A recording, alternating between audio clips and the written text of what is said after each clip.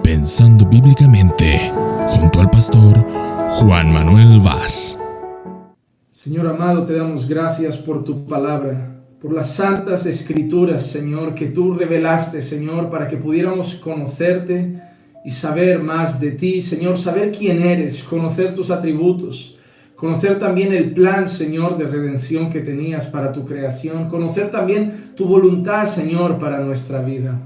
Oh Santa Biblia, Señor, tu palabra inspirada por ti, útil para enseñar, para instruir, para corregir, para perfeccionar a tu pueblo.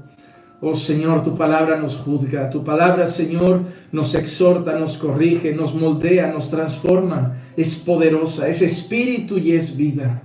Tu palabra es luz para nuestro camino, es lámpara para nuestros pies. Y en ella, Señor, en guardarla hay gran bendición, y por ella, Señor, tu siervo es amonestado.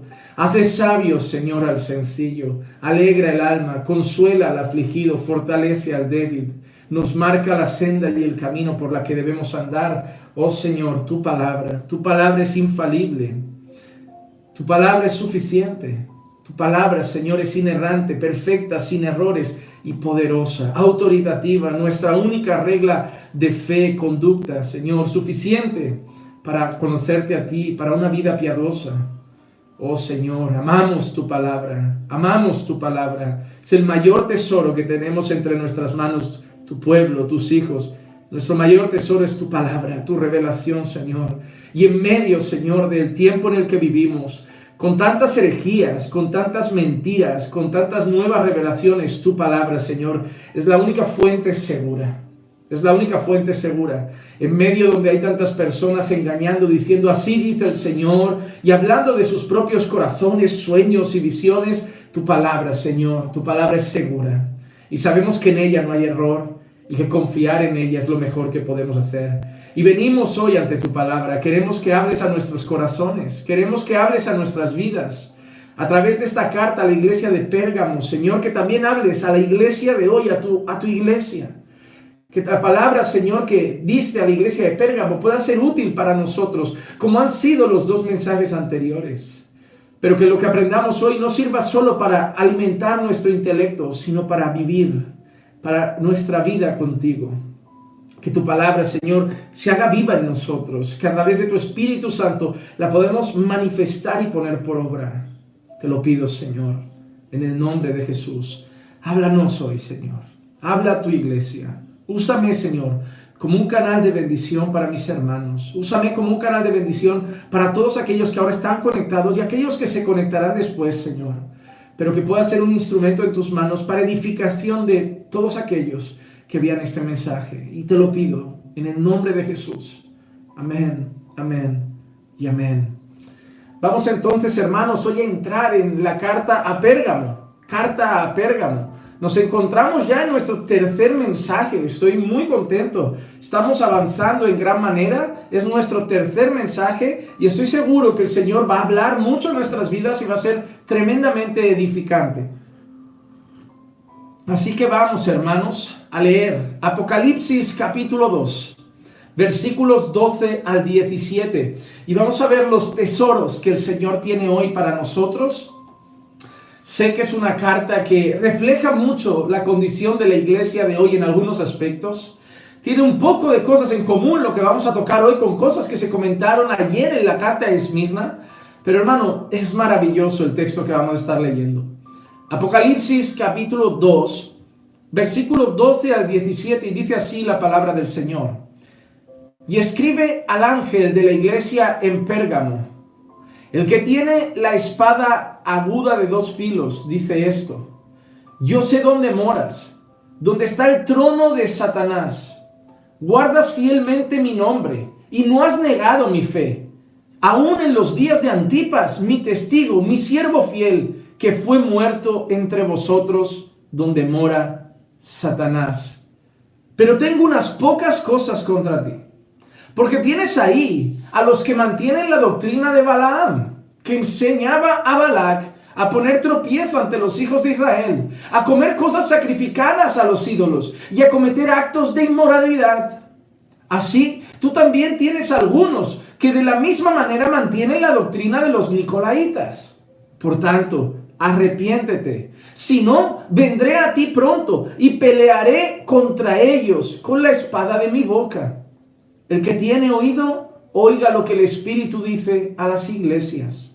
Al vencedor le daré del maná escondido y le daré una piedrecita blanca y grabado en la piedrecita un nombre nuevo, el cual nadie conoce sino aquel que lo recibe,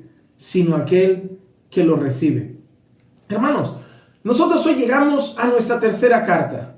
La carta se dirige al ángel de la iglesia en Pérgamo. Pero hoy quiero empezar concretamente con la descripción que Jesús hace de sí mismo. Nosotros hemos visto en nuestras dos primeras exposiciones, en nuestras dos primeras reflexiones en las cartas de Apocalipsis, cómo el Señor tiene una dinámica en la introducción. En primer lugar, vemos que siempre se dirige al ángel de la iglesia al ángel de la iglesia Luego nombraba la ciudad, el lugar donde se encontraba su iglesia a la que dirigía esa carta. Y seguidamente Jesús expresa ciertos atributos, ciertas cualidades que hablan de Él, de su persona, de su carácter, de su forma de ser. Ciertas cualidades que definen quién es Jesús y quién es el origen del mensaje. Y en este caso, en el versículo 12, nos encontramos a Jesús diciendo: el que tiene la espada aguda de dos filos, dice esto. El que tiene la espada aguda de dos filos, dice esto. Es curioso porque esta expresión me hizo pensar en otro versículo de la Escritura, que es Apocalipsis 19:15. Dice: de su boca sale una espada afilada para herir con ella a las naciones, y la regirá con vara de hierro. Y él pisa el lagar del vino del furor de la ira de Dios Todopoderoso. En Apocalipsis 19:15 dice: de su boca sale una espada afilada para herir con ella a las naciones. Y en Apocalipsis 2:12, en la carta a Pérgamo, dice: el que tiene la espada aguda de dos filos. Cuando nosotros pensamos, por ejemplo, en la iglesia, en la palabra de Dios, nosotros siempre vemos que se refiere a la palabra de Dios como una espada más cortante que una espada de dos filos que penetra hasta el tuétano, hasta lo más profundo del corazón. Nosotros estamos encontrando a Jesús que se refiere a Él como el que tiene la autoridad y el poder de la palabra. El origen de la palabra. Hay poder en la palabra de Jesús, hay fuerza en la palabra de Jesús, hay autoridad en la palabra de Jesús. Es una palabra por la cual juzga a las naciones, porque eso es algo que nosotros tenemos que tener en cuenta, que seremos juzgados por la palabra. A mí me hace gracia cuando hay personas que me dicen: a mí nadie puede juzgarme, solo Dios. ¿Sabes quién nos juzga aquí? Nos juzga la palabra. Si la palabra dice que mentir nos hace mentirosos, si tú mientes, la palabra te llama mentiroso. No es la persona que te dice: oye, mentir es pecado y está mal. Es la palabra la que te llama mentiroso. Si tú te acuestas con una persona antes del matrimonio, es la palabra la que te llama fornicador. No es el hombre. El hombre no te juzga. El hombre simplemente te expone lo que dice la Escritura, y la Escritura es la que te juzga. Si tú cometes sexo fuera del matrimonio, es decir, con una persona que no es tu cónyuge, la palabra te llama adúltero. Si tú deseas las cosas que tiene tu prójimo y las envidias y las codicias, la palabra te llama envidioso. Si tú eres una persona que no tolera ser corregido porque crees que eres mejor que nadie, la palabra te llama soberbio.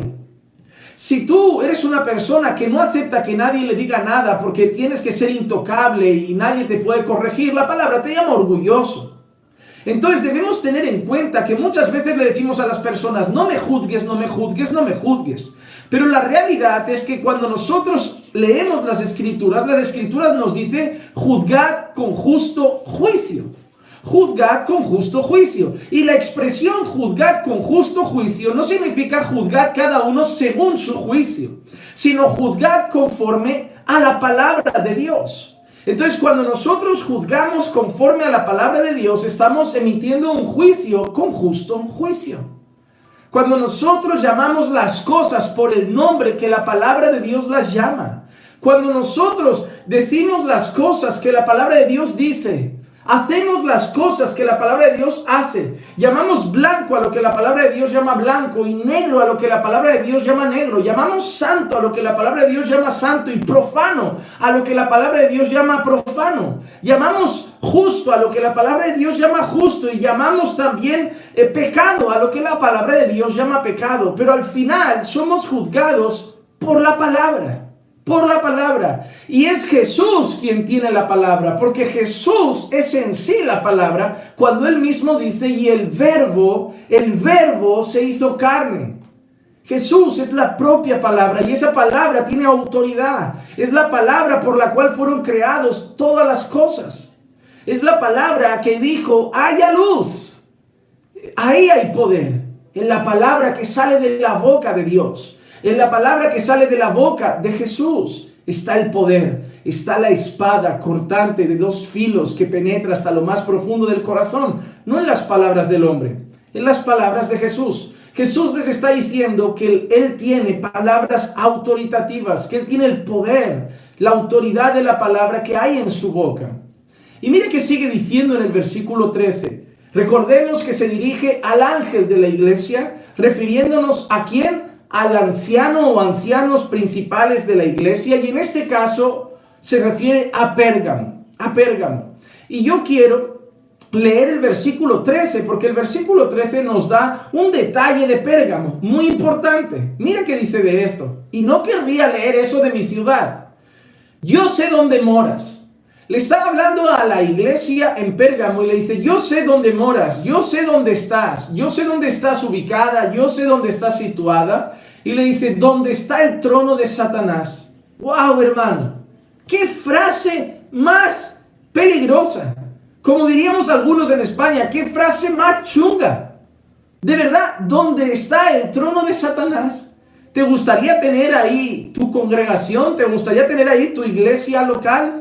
Supongo que cuando las personas piensan, a ver, ¿dónde podríamos abrir una misión? ¿Dónde podríamos abrir una iglesia? No, vamos a abrirla allí, donde está el trono de Satanás. Hay una cosa curiosa, que normalmente cuando hablamos de hacer iglesia, de plantar iglesias, de plantar misiones, iglesias locales, la mayoría de personas siempre piensan en cosas que puedan atraer el día de mañana a mucha gente. Es decir, si a ti te dan a elegir entre abrir una congregación en una población grande, donde no hay iglesias, que abrir una congregación en una población muy pequeñita, donde a lo mejor hay 1000 habitantes, probablemente te irás a una ciudad grande, te irás a Bogotá, te irás a Medellín, te irás a Quito, te irás a Guayaquil, pero nadie se va a aquel pueblecito de la sierra a hacer misiones. Porque en el fondo muchas veces buscamos lo que nos puede aportar también esa misión. No, a todos anhelamos una misión que crece, una misión que mañana atrae muchas personas a Cristo y vemos mucha salvación y muchas personas convirtiéndose al Señor y ver cómo la obra avanza, crece en recursos, sustenta misiones, hace muchas cosas, pero la realidad es que los pequeños pueblos también requieren misiones, Y de verdad yo doy gracias al Señor por aquellos valientes que sienten el llamado de Dios en pequeños pueblos donde saben que la iglesia quizá mañana no será muy numerosa simplemente por la cantidad de habitantes del lugar, pero aún así saben que en cada lugar donde hay un creyente se necesita una iglesia local.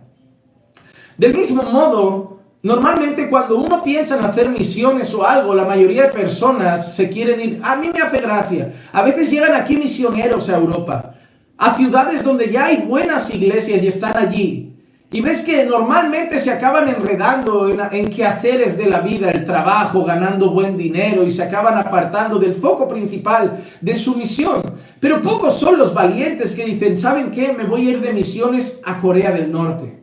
Me voy a ir de misiones a Nigeria. Me voy a ir de misiones al Congo. Me voy a ir de misiones a Mumbai, a la India. Me voy a ir de misiones a China. No, porque saben que ahí peligra su vida. Saben que ahí va a ser muy difícil. Saben que ahí va a haber pocos recursos quizá. Saben que ahí va a tener muchas luchas. Saben que ahí pueden perder incluso el propio cuello.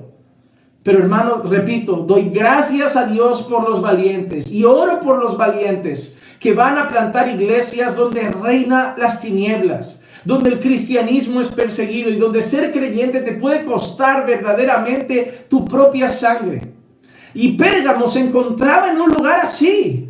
La definición de Dios es donde está el trono de Satanás. Y eso no se refiere a algo físico. No se refiere a algo físico. Satanás no dice construirme un trono y hacérmelo allí de acero o de piedra o de hormigón. No. Se refiere a la ciudad en sí. A lo que imperaba en la ciudad. A lo que reinaba en la ciudad, ese sistema de tinieblas, impío, la idolatría, la promiscuidad, la adoración a varios dioses, la adoración al emperador romano, y cómo eso se iba mezclando con prostitución, con orgías y con tantas otras cosas que hacía de Pérgamo el mismo trono de Satanás. Yo creo que podría ser en parte un lugar como el que describiría Dios, refiriéndose quizá a Sodoma y Gomorra. Y quizá hay hoy hermanos que están en lugares donde la promiscuidad, donde la persecución, la dificultad de predicar el evangelio, la dificultad de exponer las escrituras, la dificultad de hacer obra evangelística, donde la presión social, donde la persecución política es tan grande que el Señor diría, ¿sabes qué? Tú estás donde está el trono de Satanás, un lugar difícil, un lugar complicado para vivir la fe de una manera libre. Porque hermano, demos gracias al Señor. Y es algo que me preocupa, que no damos gracias al Señor por el lugar donde podemos vivir nuestra fe con libertad. La mayoría de ustedes se encuentran en Latinoamérica. Lugares donde vivir la fe es libre, hermano, es libre. Hay gente por ahí que se burla de los cristianos y un montón de cosas. Pero la gran mayoría de veces el mayor problema que tenemos es la propia iglesia y sus herejías. Pero no hay una persecución visible. Estados Unidos también. Muchos de ustedes son norteamericanos. Y allí hay libertad para exponer las escrituras, para abrir congregaciones. Estamos en Europa nosotros. Por mucho que la gente diga, España tiene el corazón duro. En primer lugar, el corazón duro lo tiene todo el mundo. Según las escrituras, la Biblia enseña que todo el mundo tiene el corazón de piedra. No hay nadie que tenga un corazón blando. Pero no hay corazón que Dios no pueda quebrantar. Pero a pesar de que los españoles y los europeos sean fríos o tengan el corazón duro, la realidad es que no hay oposición a abrir congregaciones. Sí, hay normativas que se deben cumplir, pero una vez se cumplen esas normativas, se puede abrir una iglesia con total normalidad, se puede predicar el evangelio. Nosotros, los chicos de la congregación, han ido alguna vez a la calle a predicar el evangelio uno a uno. Alguna vez han salido a la calle en algún grupo a cantar algunas canciones y exponerlo en alguna plaza. También en el pasado hemos hecho algún evento público y no nos han puesto ningún impedimento. No, en serio, no hay esa persecución. Y te digo una cosa, hermano, a veces cuanta más libertad tenemos, más perezosos nos volvemos, más acomodamos nuestra fe. Parece que cuanto menos presión nos ponen, más nos relajamos. Hermano, cuando las cosas vienen difíciles, hay prueba, ahí es que el pueblo ora, ahí es que el pueblo ayuna, ahí es que el pueblo clama, ahí es que el pueblo hace vigilias de oración, se postra con lágrimas a los pies del Señor. Pero hermano, cuando vivimos en estas situaciones donde vivimos tranquilos, nuestro trabajo, la nevera está llena, vestimos nuestra ropita, podemos ir 2 o 3 veces al mes fuera a comer a un McDonald's o a algún sitio, ir alguna vez al cine con la familia, dar algún paseíto que otro, darnos algún capricho, cosas así. Nos relajamos. Además luego nuestras vacaciones, nos relajamos, nos acomodamos en esta vida materialista y nos empezamos a olvidar de nuestros fundamentos, la oración, la lectura bíblica, las cosas fundamentales de la vida del creyente, la participación con el cuerpo de Cristo, el estar en comunión con los santos, con el pueblo de Dios y todas esas cosas. Y nuestra fe se empieza a aflojar. Hermanos, si te das cuenta, la mayoría de grandes avivamientos hoy en día se viven en lugares de persecución. La cantidad de conversiones que hay más a veces en China, en África y en algunos lugares árabes. Porque la gente da su vida por el evangelio, vive de rodillas clamando al Señor, compartiendo las escrituras, van a por todo, porque cualquier día puede ser el último. Y el Señor obra poderosamente en la salvación de muchas personas. Y aquí, hermano, relajaditos. A veces el mayor deseo de Satanás no es cortarnos el cuello, sino enfriarnos. Hermano, te digo una cosa, si Satanás consiguiera que mataran a un cristiano porque hiciera presión política, Satanás nos estaría mandando con el Señor, la iglesia seguiría. La sangre de los mártires ha regado el suelo de este mundo por siglos y la iglesia crece y crece y crece. Cuando esa sangre de los mártires cae al suelo, la iglesia se multiplica, hermano. Satanás no gana nada matando a un creyente. ¿Saben por qué? Porque va directamente a la presencia del Señor. Pero ¿saben cómo gana Satanás? Apagando a la iglesia, apagando a la iglesia, apagando su vitalidad, apagando su fervor, haciendo que no evangelice, haciendo que no comparte el evangelio, distrayéndonos con peleas entre nosotros, discutiendo entre nosotros mientras el mundo se pierde ahí fuera y cada vez somos menos luz, cada vez somos menos sal, introduciendo herejías, introduciendo la mundanalidad en medio de la iglesia, perdiendo la iglesia su esencia. Así Él va luchando ferozmente la batalla contra nosotros. Pero siempre hay un remanente, como lo había en Pérgamo. Vamos a hablar un poco de Pérgamo. Dice que es ahí donde está el trono de Satanás. ¿Qué había en Pérgamo? Voy a dar algunos datos, no me los sé de memoria, así que voy a consultar la fuente. Así que voy a dar algunos datos de los que anoté que me parecieron interesantes.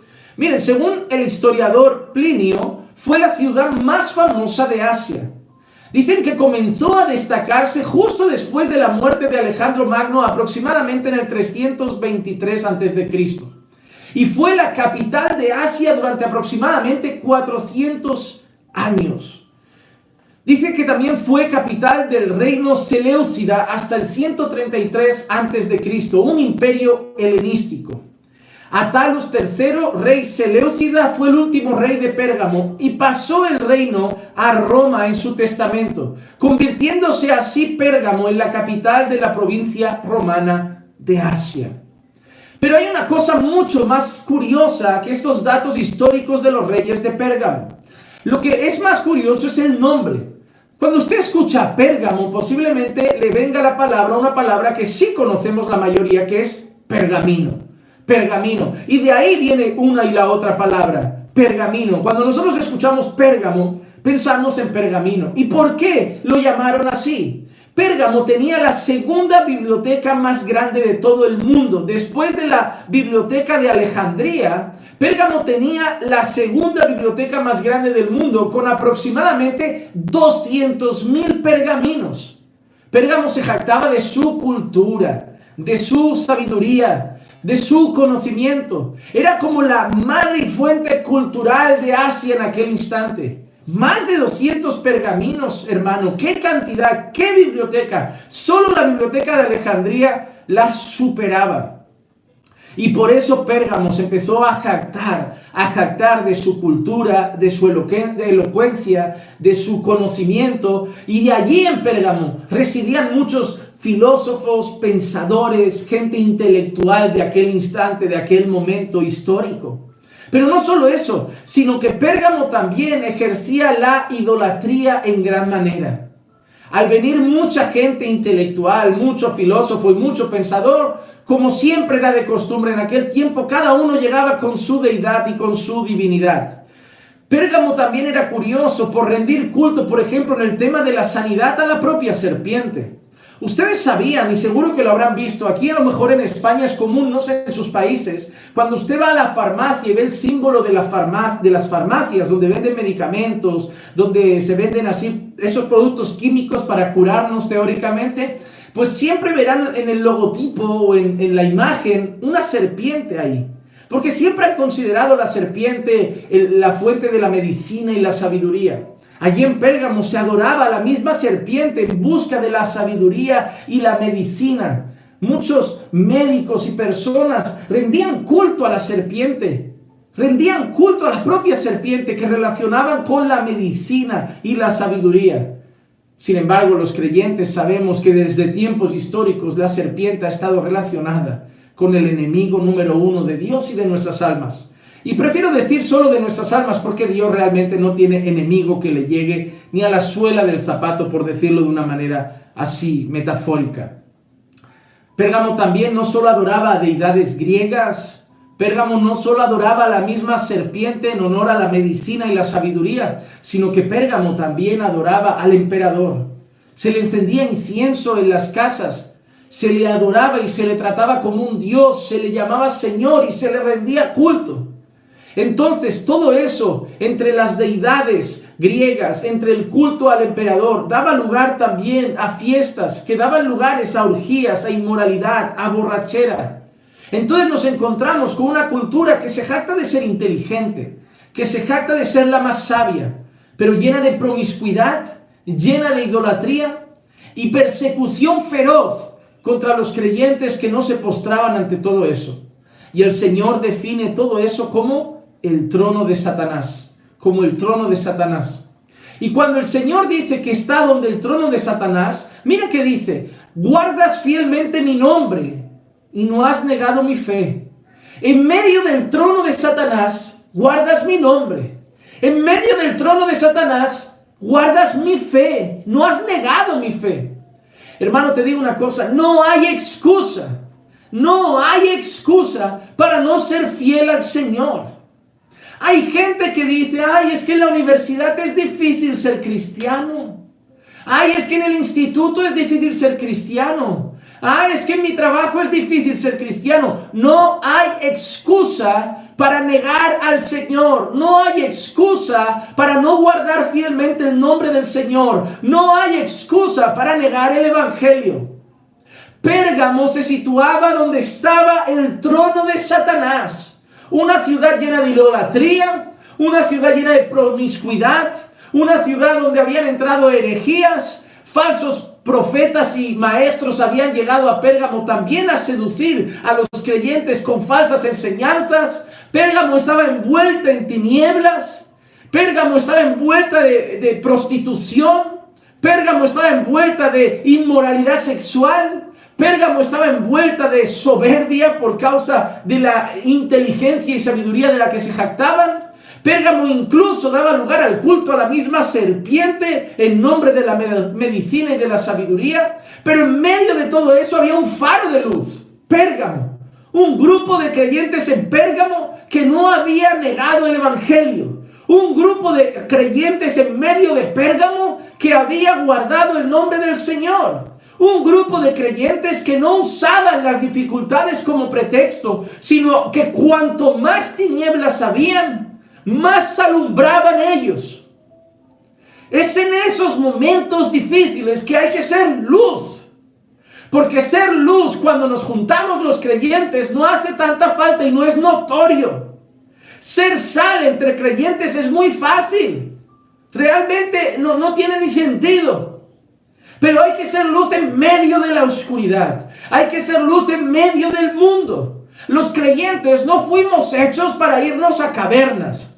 Los creyentes no fuimos hechos para apartarnos de las ciudades y vivir en comunas, lejos de la sociedad, con la Biblia como nuestra constitución propia o formar nuestras propias ciudades.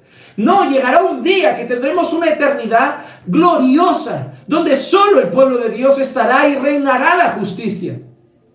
Pero mientras estamos en esta tierra, mientras estemos aquí, debemos ser la luz del mundo. El Señor Jesús andó entre los pecadores, no practicó su pecado, pero les predicaba y los pecadores se iban convirtiendo. Habló con una mujer que se había dado a los hombres en un pozo, aquella samaritana. Se acercó a ella, no dijo: no me acerco a mujeres así. Se acercó, le compartió el Evangelio y esa mujer se convirtió.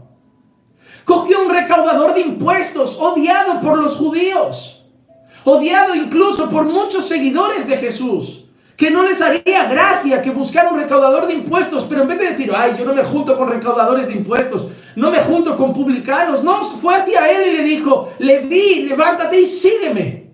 Él rescataba a los pecadores, no participaba de su pecado, no comulgaba con su pecado. Recuerden aquella mujer que la iban a apedrear y no apedrearon. El Señor le dijo: si ellos no te juzgan, yo tampoco te juzgo, ve y no peques más.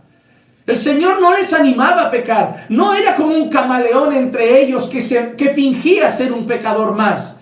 Él era luz en medio de los pecadores. Y así debemos ser luz, debemos ser diferentes. Nos costará ser desplazados, nos costará ser marginados, por muchos insultados, por muchos perseguidos, por otros aborrecidos y odiados. Pero el Señor también lo usará para la salvación de muchos que están ahora perdidos. Y yo llamo a la iglesia a ser luz. Sé luz en tu universidad, sé luz en tu escuela. Sé luz en tu instituto. Mientras tus compañeros en el recreo solo hacen tonterías y hablan de sexo y de niñas y niños y estas cosas, sé luz, sé diferente. Mientras en el aula solo están con el teléfono haciendo burlas, sé luz, sé distinto. Mientras hacen bullying al diferente, lo insultan y se meten con él, sé luz, sé distinto. En la universidad, sé luz. En el trabajo, mientras los hombres y compañeros del trabajo hacen bromas inadecuadas, subidas de tono, hablando de temas sexuales o se pasan vídeos pornográficos o inmorales, sé luz en medio de ellos. En medio de tu familia que no es creyente, no agaches la cabeza y dejes que ellos sean los que te vayan opacando a ti cada día más y cada vez el ambiente esté más oscuro. Brilla ahí, que la luz de Cristo brille. Sé luz en medio de tu familia, sé luz en medio de tu matrimonio, sé luz en medio de tu comunidad de vecinos, sé luz allí donde estés. Porque Pérgamo estaba en medio, donde estaba el trono de Satanás, y allí Pérgamo era luz. No había negado la fe y había guardado el nombre del Señor. Y algunos de ellos morían por eso. Mira que sigue diciendo. Aún en los días de Antipas, mi testigo, mi siervo fiel, que fue muerto entre vosotros, donde mora Satanás.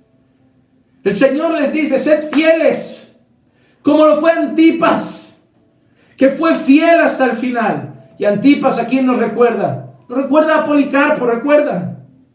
De esos que eran perseguidos por los que decían ser judíos, y no lo eran, sino que eran sinagogas de Satanás. Y algunos como Policarpo acabaron muertos. También Antipas acabó muertos. Hay tradiciones, historias en cuanto a cómo murió Antipas. Algunos dicen que Antipas lo metieron, ¿saben qué? Hicieron como un toro, una especie de toro, un becerro de oro o de bronce, no recuerdo bien la historia, hueco por dentro, y ahí lo metieron y lo abrazaron vivo. Y lo abrazaron vivo, hermano. ¿Tú sabes lo que es sentir tu piel deshacerse, quemarse, fundirse con el propio metal? ¿Tú has visto el metal fundirse a esas temperaturas? Imagina tu piel siendo corroída por eso, por no negar el evangelio. Y nosotros dejamos de orar porque nos falta un poco de carne en la nevera. Y nosotros discutimos un día con nuestra mujer o con nuestro marido y ya enfadaditos con el Señor. Y nosotros perdemos un día el trabajo y ya deprimidos una semana sin orar. Hermanos, levantémonos.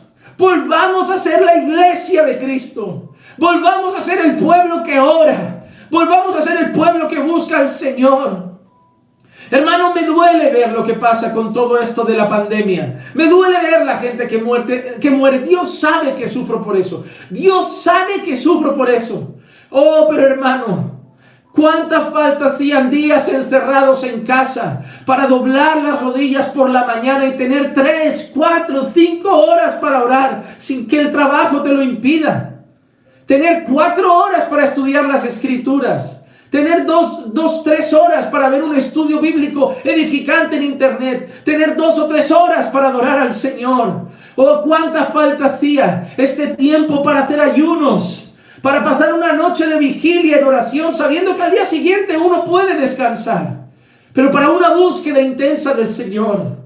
Y hermano, yo te llamo a no desaprovechar esa cuarentena para simplemente comer, sentarte en el sofá, ver la televisión y que lo único que haya servido la cuarentena para ti, que dices ser hijo de Dios, sea para haber visto una serie que tenías ganas de ver en Netflix, que haya servido para avivar tu fe. Y que después de esta cuarentena volvamos siendo un faro en medio de las tinieblas, una antorcha encendida en medio de la oscuridad. Que a pesar de que estemos en una ciudad donde haya tinieblas, el Señor diga, tú estás donde mora Satanás, pero no has negado mi nombre y has guardado mi fe.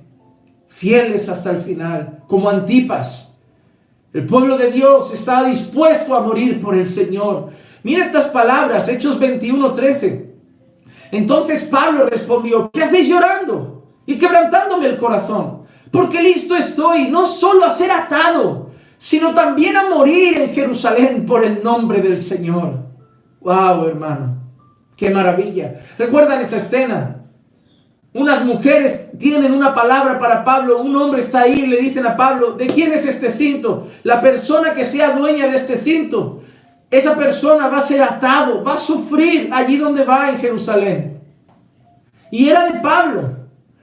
Le estaban diciendo: Pablo, allí donde vas a sufrir cadenas, vas a sufrir prisiones, te van a atar, te van a capturar. Y dice la palabra que le lloraban y le rogaban que no fuera. Yo lo entiendo, el amor por él, el amor porque siguiera vivo y compartiendo el evangelio, no querer que sufriera. No, Pablo, no vayas, el Señor nos ha mostrado lo que va a pasar. El Señor nos ha mostrado cadenas, el Señor nos ha mostrado prisiones, sufrimiento, aflicciones. Pablo, no vayas. Pero mira las palabras de Pablo: no estoy dispuesto solamente a ser atado, sino a morir por causa del nombre de Jesús. Oye, hermano, cuando yo leo estas palabras y me quejo a veces de las personas que insultan por comentarios que ni escucho, por comentarios de las redes, por mensajes internos que ni escucho, ni los tengo delante, ni me ponen un dedo encima y que simplemente puedo borrarlos. Y yo a veces por dentro pienso: oh Señor, es tan difícil aguantar eso. Y me pienso: yo aguantar eso. Y Pablo, y Job, y Antipas, y Policarpo, y el misionero de Corea, y el misionero de Seúl, y el misionero de... Ojalá todo lo que nos llega a pasar en la vida sean comentarios malos en Facebook con críticas de las personas. Pero el verdadero creyente estaba dispuesto a morir por causa de su Señor. Seguimos adelante, hermanos. Versículo 14 dice así: pero tengo unas pocas cosas contra ti. Le ha dicho algo bueno, ¿verdad? Estás en medio de donde está el trono de Satanás, y aún así, en medio del trono de Satanás, tú estás siendo luz. No has negado la fe y has guardado mi nombre, como en los días de Antipas, mi testigo, mi siervo fiel, que murió por esa causa. Pero ahora empieza el Señor con lo que hace en todas sus cartas: pero tengo algo contra ti, tengo algo que reclamarte. Mira qué cosas dice: pero tengo unas pocas cosas contra ti, porque tienes ahí a los que mantienen la doctrina de Balaam. Y cuando dice a los que mantienen, se refiere a un grupo. Hay personas que son firmes, hay personas que no han negado la fe, y hay personas que guardan el buen nombre del Señor. Pero hay un grupo. Tienes ahí a los que mantienen la doctrina de Balaam, que enseñaba a Balac a poner tropiezo ante los hijos de Israel, a comer cosas sacrificadas a los ídolos y a cometer actos de inmoralidad. La primera reclamación, porque veremos dos. La primera reclamación es que tiene ahí a los que mantienen la doctrina de Balaam. La doctrina de Balaam. Y hermano, para los que no lo saben, Balaam era un hombre que por dinero fue capaz de aceptar el maldecir al pueblo del Señor. Un hombre que el Señor usaba para hablar y bendecir a su pueblo.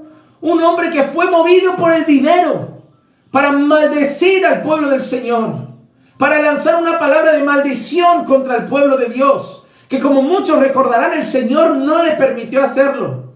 Él creía que sí, hizo un trato, iba a recibir su dinero de parte del otro rey. Sin embargo, cuando fue a proferir la palabra, el Señor no se lo permitió, porque al pueblo de Dios no lo puede maldecir nadie. Nadie puede maldecir a un hijo de Dios. Solo Dios bendice y solo Dios maldice. Solo Dios tiene esa potestad. Él quería proferir esas palabras de maldición, pero Dios no se lo permitió. Entonces, lo primero que vemos cuando escuchamos doctrina de Balaam eran personas movidas por el dinero. Teología de la prosperidad, hermano. Falsa teología de la prosperidad. Tenéis entre vosotros a un grupo de personas que son movidas como Balaam por el dinero. Tenéis entre vosotros a un grupo de personas cuyo Dios es su propio vientre. Tenéis entre vosotros a un grupo de personas falsos creyentes, falsos maestros, que están atesorando la doctrina de Balaam, movidos por el dinero, por la ambición y por la codicia. Mira, por ejemplo, segunda de Pedro, capítulo 2, versículo 14 y versículo 15, leemos lo siguiente. Tienen los ojos llenos de adulterio y nunca cesan de pecar. Seducen a las almas inestables. Tienen un corazón ejercitado en la avaricia. Son hijos de maldición. Abandonando el camino recto, se han extraviado siguiendo el camino de Balaam, el hijo de Beor, quien amó el pago de la iniquidad. Ojos llenos de adulterio. Nunca cesan de pecar. Seducen las almas inestables. Tienen un corazón ejercitado en la avaricia. Y son hijos de maldición. Filipenses 3:19 dice esto: cuyo fin es perdición, cuyo Dios es su apetito y cuya gloria está en su vergüenza, los cuales piensan solo en las cosas terrenales, los cuales piensan solo en las cosas terrenales. Oh hermano, pero no solo eso, sino que Balaam incitó al pueblo de Dios a pecar contra su Dios. Como no pudo maldecir al Señor, como no pudo maldecir al pueblo de Dios, Balaam tuvo una estrategia. Hizo que cogieran a las mujeres de otros pueblos, las más bonitas, y las usaran para seducir a los hijos del pueblo de Dios y así llevarlos a la idolatría y al pecado. Eso hizo Balaam. Llevó a los hijos de Dios con astucia al final a pecar, y así el castigo de Dios vendría sobre ellos sin él tener que maldecirlos. Mire qué listo, ¿verdad? Qué listo. Qué listo fue. Se quiso salir con la suya y al final lo intentó de 1000 maneras. Así que en primer lugar, la doctrina de Balaam mueve y está motivada por el amor al dinero. Muchos hoy también, en medio del pueblo de Dios, solo corren detrás del dinero. Muchos dejan a Dios de lado por el dinero, dejan la oración por el dinero, y hermano, te digo una cosa, y voy a ser honesto, sé que hay que trabajar, todo el mundo tiene que trabajar, todo el mundo se tiene que ganar el pan, el que no trabaja, dice la Biblia, que no coma, todo el mundo debe trabajar, pero el trabajo no debe ser lo primero. Trabajamos para vivir, no vivimos para trabajar. Y hay personas que se agarran al trabajo y trabajan 12 horas, 14 horas, 16 horas y acaban tan exhaustos que le dicen a Dios: Señor, entiéndeme, estoy cansadísimo hoy para leer la Biblia, estoy cansadísimo hoy para orar y mucho menos para ver una prédica, que tengo la cabeza caliente del día de trabajo que llevo y para ir a la iglesia hoy. No, entre que voy cansado, llego tarde hoy a casa, me ducho, ya iré mañana o el lunes o el jueves o el domingo o el mes que viene. Y hay gente que está así, que el trabajo realmente es un pretexto, pero su corazón solo va detrás de lo material y acaban siendo esclavos de sí mismos. En segundo lugar, también Balaam es una persona que mueve a los otros a pecar contra Dios. Mueve a los otros a pecar contra Dios. Y eso tiene mucho que ver con el versículo 15. Mira qué dice. Otra segunda queja de Dios. Así tú también tienes algunos que de la misma manera mantienen la doctrina de los nicolaitas. Hablamos ayer un poco de eso. Son personas que dicen: ¿sabes qué? No pasa nada si pecas un poco. Ahora ya estás dentro del pacto de Dios, ya eres pueblo de Dios, el Señor no te va a cortar de ahí. Entonces puedes vivir pecando, puedes disfrutar de los beneficios de Dios y de los deleites de este mundo. Los nicolaitas llevaban a la gente al error. Llevaban a la gente al error. Y así hoy tenemos en medio de nosotros personas que de la misma manera, con palabras astutas, movidas por la lengua de la misma serpiente del diablo, llevan a las personas a pecar, haciéndoles creer que no pasa nada. Miren, yo he visto los dos extremos. Personas que todo es pecado. Esto no se puede, esto no se puede, esto no se puede, esto no se puede, esto no se puede. Pero ahora vivimos el otro extremo. Nos hemos quejado tanto de los legalistas, fanáticos, religiosos, que nos hemos ido a la otra punta. Esto no pasa nada, esto no pasa nada, esto no pasa nada, esto no pasa nada, esto no pasa nada. Ahora pasamos de que todo era malo, ahora nada importa. Pero ¿qué dice la Escritura? Y muchos están moviendo a otros al error y a pecar contra el Señor. Segunda de Pedro 2, 18 y 19 dice: pues hablando con arrogancia y vanidad, seducen mediante deseos carnales por sensualidad a los que hace poco escaparon de los que viven en el error. Les prometen libertad. ¿Qué les dicen? Ahora somos libres, ahora somos libres, ahora somos libres. Les prometen libertad, mientras que ellos mismos son esclavos de la corrupción, pues uno es esclavo de aquello que le ha vencido. Les dicen ahora somos libres. ¿Saben por qué? Porque en el fondo desean que todo el mundo peque con ellos, porque ellos siguen siendo esclavos del pecado. Y como ellos siguen siendo esclavos del pecado, odian, aborrecen que otra persona viva en santidad, aborrecen que otra persona no peque como ellos, y los seducen y quieren convencer para llevarlos al error. Déjame decirte algo, hermano: si tú tienes una convicción de que algo es pecado, si tú tienes una convicción de que algo no agrada a Dios, si tú tienes una convicción, aunque te digan 1000 cosas de eso, no importa, no tienes por qué hacerlo. Te lo voy a decir en serio. Mira, pastor, es que a mí cuando escucho música del mundo, a mí no me gusta. No me aporta nada, prefiero escuchar alabanzas, pero todo el mundo me dice que soy un fanático y que no pasa nada por escuchar grupos musicales normales también de este mundo, canciones que tampoco hablen de sexo y cosas así, que no pasa nada. ¿Tú te sientes incómodo? Sí, pastor. ¿Te sientes más cómodo solo escuchando alabanzas? Sí, pastor. Olvídate de lo que digan y no escuches eso. En serio. ¿A ti te incomoda? Sí, pastor. Pues no lo escuches. Llena tus oídos de alabanza y déjalos a ellos. Si luego no pasaba nada, tampoco te estás perdiendo nada del otro mundo, que también para la música que hay, tampoco te pierdes nada. Pero no te dejes llevar por lo que la gente te diga. Si tú no tienes paz, si el Señor a ti te incomoda en tu corazón, porque la realidad es que el Espíritu de Dios nos conmueve. Y a algunos nos hace privarnos de cosas que a otros no. Por ejemplo, a mí no me gusta ir a la playa. No creo que la playa, aquí en verano, en agosto, un creyente deba ir a la playa a las 12 de la mañana. Llena de gente, te hablo de España, no sé cómo es en vuestros países, pero en España llena de gente en bikini, la mayoría sin la parte de arriba, haciendo lo que se conoce como topless, mostrando sus senos, con ropa diminuta, mostrando el culto a la vanidad, mostrando los cuerpos y los ojos de los creyentes. ¿Qué van a hacer allí? ¿Vamos a meter la cabeza en el suelo como un avestruz? No. Vamos a ser seducidos. Nos vamos a ver mirando cosas que no debemos. Eso puede dar lugar a malos pensamientos. Eso puede dar lugar a malas cosas, malas ideas, malas imágenes. Y recordad que ver y codiciar ya es adulterar. Entonces, ¿qué pinto yo allí? ¿Qué me voy a poner yo un bañadorcito pequeño y las hermanitas y los hermanitos de la iglesia viéndome con eso, a mi mujer en bikini o de aquella manera, y yo mirando a las hermanitas que mañana voy a estar ahí bien vestidas el domingo cantando alabanzas? Hoy las estoy viendo semidesnudas. Pero es que ellos dicen que no pasa nada. Pues déjalos, que ellos vayan si quieren. No los mates tampoco si ellos quieren ir. No los escupas. No les diga que son hijos del diablo por eso. Pero déjalos. Si tú no tienes paz, no tienes.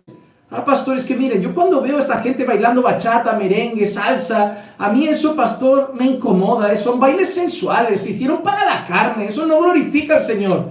Pero a mí me dicen que hoy tampoco pasa nada. Pues déjalos.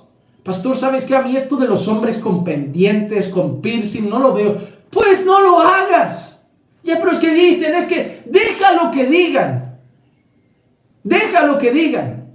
Porque si empezamos a dar lugar a todo lo que dicen, vamos a ir de cualquier manera. Vamos a ir mañana a la iglesia con bañador, con una cresta azul, con 30 pendientes en las orejas, uno en la nariz, la cara tatuada, los brazos tatuados y diciendo, estamos en la gracia.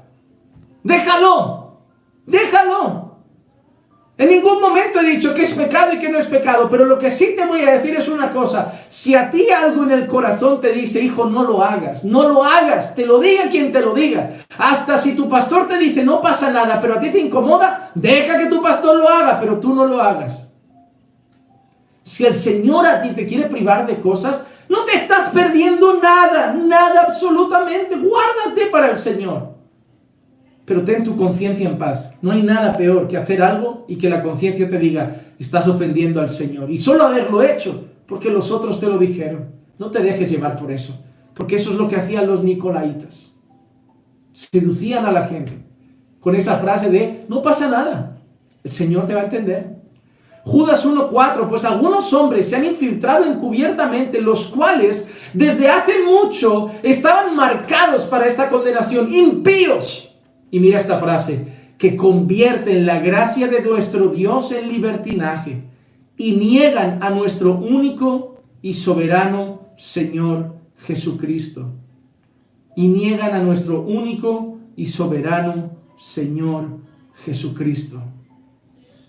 Hermano, hay que saber algo, hermanos. Nosotros tenemos un enemigo que va a querer introducir mundanalidad en la iglesia. Va a querer introducir herejía en la iglesia. Va a querer introducir el error en la iglesia. Satanás es real. Pérgamo se encontraba donde está el trono de Satanás. Satanás es real. Tiene siervos. Trabaja a través incluso de los impíos. Y odia a la iglesia. Satanás es real. Odia a cada uno de los creyentes que existen.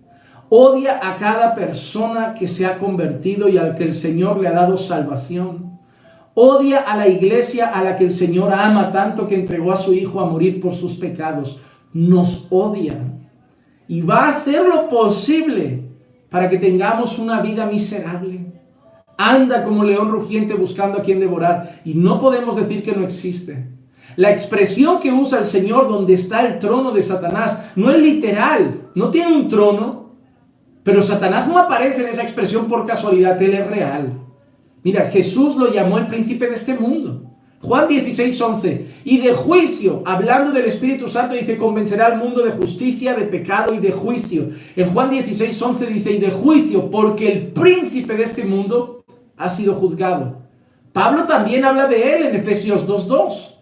En los cuales anduvisteis en otro tiempo según la corriente de este mundo, conforme al príncipe de la potestad del aire, el espíritu que ahora opera en los hijos de desobediencia. Debíamos saber cuál es nuestra guerra real. Efesios 6:12, porque nuestra lucha no es contra sangre y carne, sino contra principados, contra potestades, contra los poderes de este mundo de tinieblas, contra las huestes espirituales de maldad en las regiones celestes. Segunda de Corintios 4:4, en los cuales el Dios de este mundo ha cegado el entendimiento de los incrédulos para que no vean el resplandor del evangelio de la gloria de Cristo, para que no vean el resplandor del evangelio de la gloria de Cristo. Hermano, Satanás es real. Satanás es real. Satanás existe y Satanás quiere el mal de la iglesia. Satanás aborrece a la iglesia de Cristo, odia a la iglesia de Cristo, quiere el mal de la iglesia de Cristo. Príncipe de este siglo, príncipe de la potestad del aire, y empieza a otorgarle títulos como quien tiene autoridad en medio de los impíos. Claro, él no es el Todopoderoso, pero él trabaja, y trabaja contra la iglesia. Quiere introducir el error, quiere introducir a esos farsantes, falsos, herejes y apóstatas para confundir a muchos en medio de la iglesia del Señor y hacer ese trabajo en medio de una iglesia que retiene el nombre del Señor y en medio de una iglesia que no ha negado su fe, introducir a un grupo movidos al dinero, llevados a los ídolos y también introducir la mundanalidad, así como la doctrina de Balaam y los Nicolaitas. Vamos ahora al versículo 16. El Señor lanza un aviso a su iglesia. Por tanto, arrepiéntete. Si no, vendré a ti pronto y pelearé contra ellos con la espada de mi boca. Y pelearé contra ellos con la espada de mi boca. Hermano, te digo una cosa. El Señor es maravillosamente bueno. Porque el Señor está diciendo, arrepiéntete. Porque si no voy a venir a pelear contra ellos. El Señor está diciendo, pon las cosas en orden. No toleres esas cosas. Llámales la atención. Disciplínalos. Corrígelos. Haz que cambien de rumbo. Si no, vendré y pelearé contra ellos. Pon en orden las cosas. Porque voy a venir a pelear contra ellos con la espada de mi boca. Hermano, me duele. Me duele ver tantos pastores que por no perder un miembro de su congregación callan verdades. No hablan de pecado, suavizan el evangelio, lo consienten todo, se vuelven los propios nicolaitas ellos mismos. Miran a otro lado diciendo, no, déjalo, ya aprenderán. Pero es nuestro deber llamar a la gente al arrepentimiento. El Señor nos ha puesto como mayordomos y siervos fieles para presentar mañana una iglesia honrosa al Señor y decir, Señor, yo prediqué, yo exhorté, yo corregí, yo discipliné, yo amé, yo abracé, yo discipulé para tu gloria. Ellos no han querido, pero yo lo intenté. Hermano, no podemos hacer que la gente cambie. No podemos cambiar su corazón. No podemos obligarle a dejar las cosas. Pero podemos poner en orden las cosas en la casa del Señor. Ya, pero es que, pastor, si uno se pone así, la iglesia se vacía. ¿Se vacía de qué? ¿De verdaderos creyentes? ¿De fieles siervos del Señor que quieren crecer en santidad? ¿O se vacía de cabras? No, pastor, es que si uno habla mucho de pecado, la gente se siente mal y querrá ir a otro sitio. ¿Quién se siente mal? ¿El que lo practica? ¿El que lo ama? ¿El que quiere seguir viciado a la pornografía? ¿El que quiere seguir en adulterio? ¿El que quiere seguir en fornicación? ¿El que quiere seguir codiciando? ¿El que quiere seguir creyendo que es un buen creyente cuando sabe bíblicamente que no lo es? No, pastor, pero es que, hermano, te voy a decir una cosa. El mensaje que más personas me escriben por internet es, pastor, predicando así, debe tener la iglesia vacía. Es más, yo no sé quién enfoca mucho la iglesia, pero antiguamente no subíamos fotos de la iglesia. Ahora sí lo hacemos de vez en cuando, pero normalmente solo enfocamos el púlpito porque al final solo queríamos exponer las escrituras en las redes sociales. Y un par de personas escribieron una vez, seguramente con ese mensaje que lleva, no enseña a la iglesia porque debe tener 2 gatos contados. Pues te voy a decir una cosa, mi hermano amado, te voy a decir la verdad. La iglesia donde el Señor me ha puesto a servir, a pesar de encontrarse en España, un sitio difícil para que haya crecimiento de iglesia, a pesar de ponerme en Cataluña, una región complicada, llena de inmoralidad, modernidad, feminismo, a pesar de estar ahí, en un lugar también donde lo que abunda en un 98% son iglesias de mala doctrina, de la prosperidad, del decláralo, decrétalo y de tantas cosas, a pesar de estar en un lugar como ese, no para de venir gente. Sí, no somos una macro iglesia, pero hermano, el Señor lleva a la iglesia cada día a los que han de ser salvos. Hermano, gente se va así, gente se marcha así y se marchará. Pero cuando uno es fiel al evangelio, uno es fiel a la escritura, el Señor trae a los suyos. Los que no la aguanten y se convierten se irán. El que se convierte se deleitará en su ley, se deleitará en sus mandamientos. Y esta palabra solo servirá para que él dé un fuerte grito de amén y gloria a Dios cuando escuche las verdades del evangelio.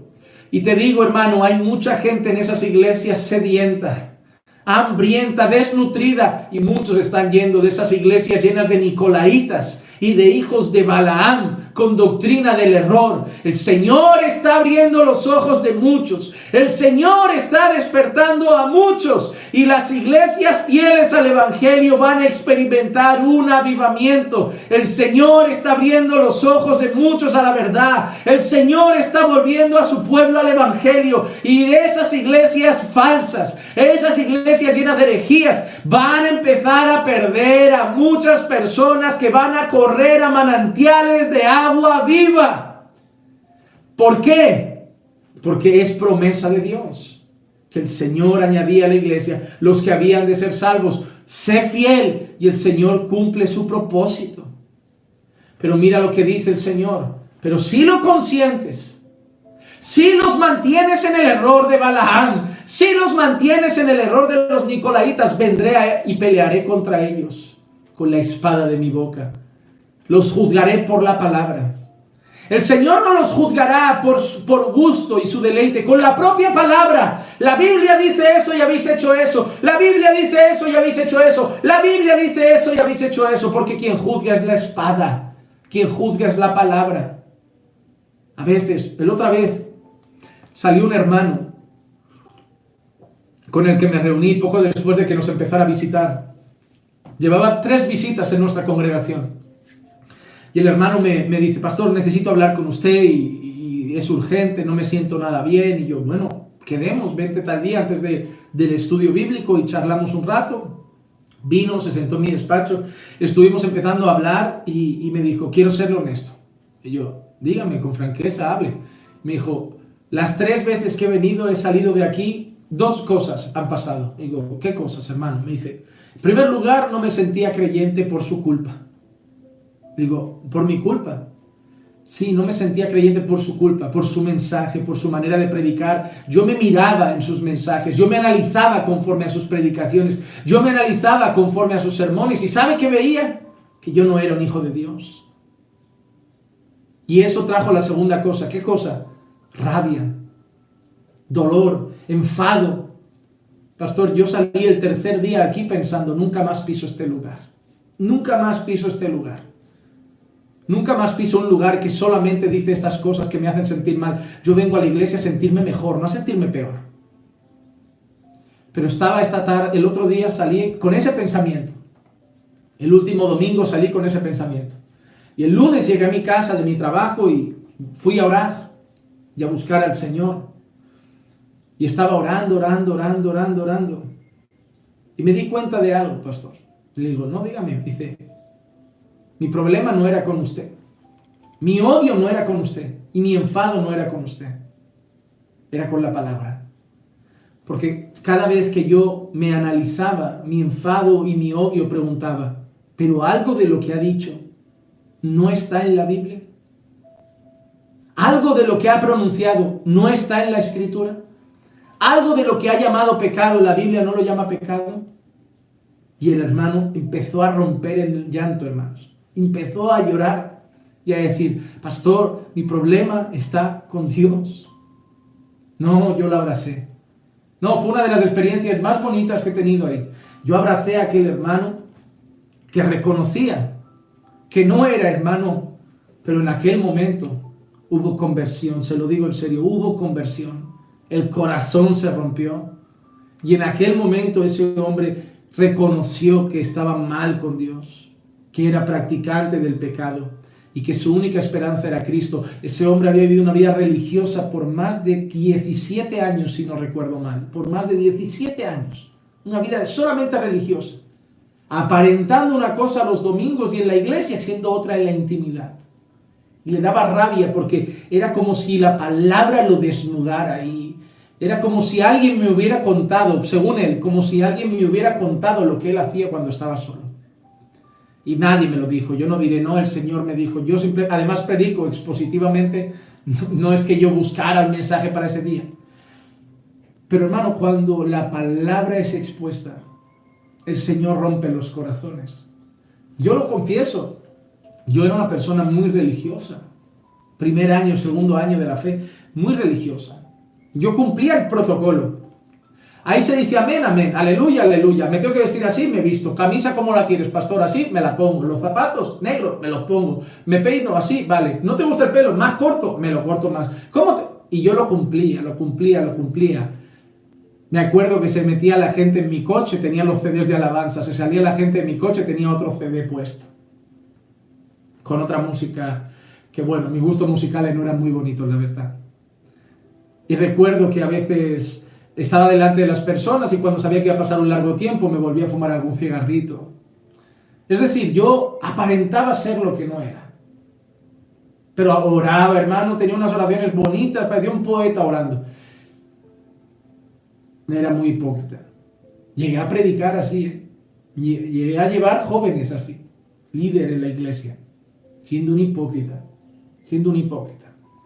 Pero claro, la gente te empieza a admirar, como no, mira el joven, cómo se levanta, y míralo tal, como el Señor tan rápido lo está usando. Y la verdad, pues, cuando eres un hipócrita y no eres convertido, eso llena tu corazón.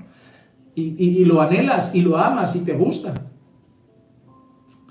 Pero todo cambió aquel día que me puse en internet y estaba viendo una predicación, que realmente lo único que hacía era verlas para luego copiarlas. Estaba viendo una predicación y al lado, nunca olvidaré ese día, una ventanita de YouTube que ponía mensaje impactante a la juventud, Paul Washer. Y yo pensando, Pues mira, semana que viene culto de jóvenes, tengo que predicar, mensaje impactante, vamos a llevar leña buena. No sabía nada de quién era Paul Washer, vi que era en inglés subtitulado, pero como entiendo el inglés, digo, bien. Acabó conmigo. Realmente acabó conmigo. Nunca había escuchado algo como eso. Nunca había escuchado un mensaje así. Un mensaje que dije yo, me va a costar escuchar todo este rato algo en inglés. Se me hizo corto. Acabé en ese mensaje llorando. Y en ese momento hay otra ventanita al lado, ahora en español, porque resulta que Paul Washer hablaba, yo no lo sabía en aquel momento, español, y veo Romanos 12:2 o Romanos 12, la verdadera conversión. Y veo ese mensaje, hermano. Y en aquel momento, el Señor trae convicción a mi corazón. Cuando acaba el mensaje de Paul Washer de verdadera conversión, de Romanos 12, yo me postro de rodillas ante Dios y con lágrimas en los ojos solo podía reconocer lo pecador, lo enemigo de la cruz que era, lo hipócrita, lo religioso, falso, y que seguía siendo un hombre atado al pecado, que simplemente había aprendido a disimular, pero reconocía que la única cosa que podía hacerme libre de esa maldad y mi enemistad contra Dios, que todavía seguía aunque iba a la iglesia, era la cruz del Calvario. Y en ese momento deposité toda mi fe en Cristo. Y hermano, cuando viví ese momento lleno de gracia, es cuando realmente fui libre de mis vicios. Hermano, yo estaba viciado al tabaco, al alcohol y a la pornografía. Y cuando hablo de pornografía, a todo el mundo le digo lo mismo. Nadie está viciado a la pornografía sin estar viciado a la masturbación. Esas 4 cosas eran la base de mis días. Tabaco, bebida, pornografía y masturbación. Yo era capaz de exponer la palabra y esa misma noche en mi casa, antes de dormir, ver un vídeo pornográfico, masturbarme y luego fumarme un cigarro. Yo era capaz de estar tomándome unas cuantos traguitos un sábado y el domingo alabar al Señor. Por eso no hay nada que me duela como pastor más que cuando sé que quienes son hipócritas y viven de apariencia. Cuando me entero de personas que son así, no por el daño que hacen a otros, por el daño que se hacen a sí mismos. Porque cuando uno está esclavizado en eso, hay una voz dentro de él que le quiere convencer de que no pasa nada, de que el Señor lo entiende y que solo falla. Pero la realidad es que es un esclavo. Pero la palabra puede traer libertad. El Espíritu Santo a través de la palabra puede traer libertad. Y el Señor dice que los va a juzgar con la palabra. Mire que dice Juan 12, 47, 48. Si alguno oye mis palabras y no las guarda, yo no lo juzgo. Porque no vine a juzgar al mundo, sino a salvar al mundo. El que rechace y no recibe mis palabras, tiene que lo juzgue. La palabra que he hablado, esa lo juzgará en el día final. La palabra que he hablado, esa lo juzgará en el día final. Seremos juzgados por las Escrituras, por la ley del Señor. Y vamos, hermanos, a pasar al versículo 17, que me he entretenido contándoles un poco mi pasado. Les digo también que pronto quiero hacer un vídeo. Me lo pidió hace tiempo un par de hermanos, solamente contando el testimonio, cómo fue mi conversión, conocer a mi esposa, a través de ella conocí al Señor, cómo fue nuestros inicios en el matrimonio, cómo conocí a Cristo viniendo de una familia católica no practicante. Yo era medio ateo, medio católico, no sabía ni lo que era, yo creía que había algo, pero no sabía el qué. Y un día quiero contar un poco cómo fue la conversión. No he sido un ex traficante, un ex guerrillero, un ex cosas así. He sido un ex no creyente, pero el Señor me salvó por gracia. Y un día quiero compartirlo con ustedes. Vamos al final ya, versículo 17. El que tiene oído oiga lo que el Espíritu dice a la iglesia. Al vencedor le daré del maná escondido y le daré una piedrecita blanca y grabado en él, en la piedrecita, un nombre nuevo, el cual nadie conoce, sino aquel que lo recibe. El Señor vuelve a llamar a su iglesia con esa expresión: el que tiene oído, oiga lo que el Espíritu dice a la iglesia. Está hablando el Espíritu de Dios, está hablando el Señor y su pueblo, porque el único que escucha el Espíritu de Dios es su pueblo. El que tiene oído, oiga lo que el Espíritu dice a la iglesia. Y una gran promesa al vencedor, al que permanezca firme, al que no entre en la doctrina de Balaam, al que no entre en la doctrina de los Nicolaitas, al que siga guardando el nombre del Señor y no negando la fe, al firme, al fiel, al vencedor, al que mantenga su firmeza hasta el final, el que persevera hasta el fin, ese será salvo. El que se mantenga fiel hasta el final, le daré el maná escondido y le daré una piedrecita blanca y grabado en la piedrecita un nombre nuevo, el cual nadie conoce sino aquel que lo recibe. Aquel que lo recibe. Hay una cosa curiosa. Vamos a ver cosas sobre ese maná. Ese maná que nos va a dar el Señor. Éxodo 16, 33, 34. Entonces dijo Moisés a Aarón: toma una vasija y pon en ella un gomer lleno de maná y colócalo delante del Señor, a fin de guardarlo para vuestras generaciones, tal como el Señor ordenó a Moisés. Así lo colocó Aarón delante del testimonio para que fuera guardado. Maná se guardó en ese lugar del testimonio. Mira lo que dice Hebreos 9:4, el cual tenía el altar de oro del incienso y el arca del pacto cubierta de oro, en la cual había una urna de oro que contenía el maná y la vara de Aarón que retoñó y las tablas del pacto. En esa arca del pacto, como hemos leído antes en Éxodo, se guardó ese maná. ¿Y qué era ese maná? Era el pan de Dios. Éxodo 16:15, al verla los hijos de Israel se dijeron unos a otros: ¿qué es esto? Porque no sabían lo que era. Y Moisés les dijo: es el pan que el Señor os da para comer. Es como el cereal del cielo. Salmo 78:24, hizo llover sobre ellos maná para comer y les dio comida del cielo.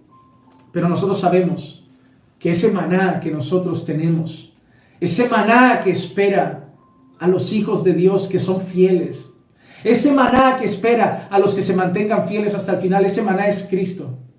Yo soy el pan de vida. Yo soy el pan que descendió del cielo. No ese maná del arca del pacto, el verdadero maná que nos espera a aquellos que seamos fieles hasta el final, es Cristo.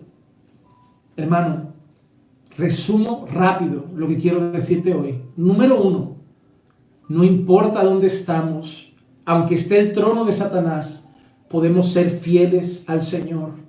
Aunque estés en la universidad, en el instituto y en el trabajo, en un ambiente lleno de tinieblas, sé luz y sal ahí donde te encuentras. Y en medio de las tinieblas, sé fiel hasta la muerte, como lo fue Antipas, como lo fue Policarpo. No niegues el nombre del Señor y no niegues la fe.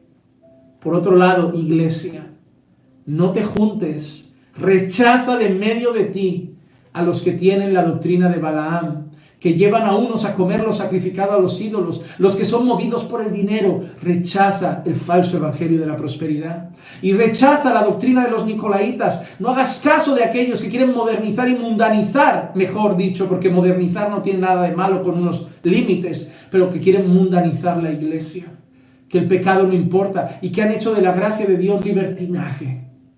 Huye de ellos. Mantente fiel y firme.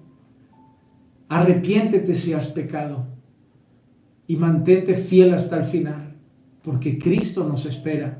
El maná que Dios tiene para nosotros, el maná reservado para nosotros, el verdadero pan de vida, el verdadero pan que descendió del cielo, nuestro Señor Jesucristo. Es el regalo que nos espera a los creyentes. Nosotros no corremos por mansiones celestiales. Nosotros no corremos por calles de oro y mar de cristal. Nosotros no corremos por nada más.